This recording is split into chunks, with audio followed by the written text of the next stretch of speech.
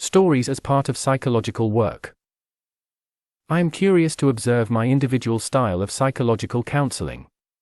In the process of communicating with clients, I often have the desire to tell a parable, a tale, an anecdote, a quote from some classic or some catchphrase. The most popular sources, as I noticed, are Pushkin and the Bible. Pushkin, for example, is interested in the behavior of Nina, who does not care about the achievements of the person who loves her in trying to earn her love. Hero, I don't love you.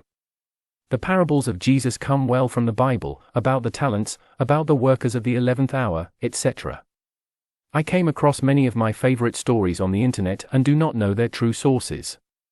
For example, this is the story about a dog that whines in pain because it is lying on a nail, but it does not hurt enough to overcome laziness and get up. Such a perfect balance of power. When I started reading Jorge Bucay's book, I Want to Tell You About, I realized that it described exactly this style of counseling, and found in it a good portion of stories that I knew.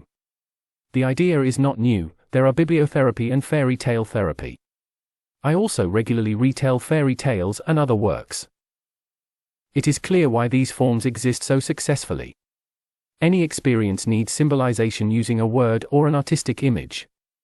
It needs to be given a name, a characteristic, tied to something in order for it to take on meaning. If a similar image exists in the culture, then there is no need to reinvent the wheel. You can accept a ready-made version or slightly adapt it to suit yourself. Then the client can feel involved in the culture as opposed to a feeling of separation and isolation.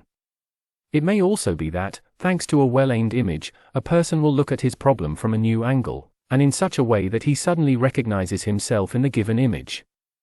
And understanding yourself and your situation is already half the battle on the way to a solution.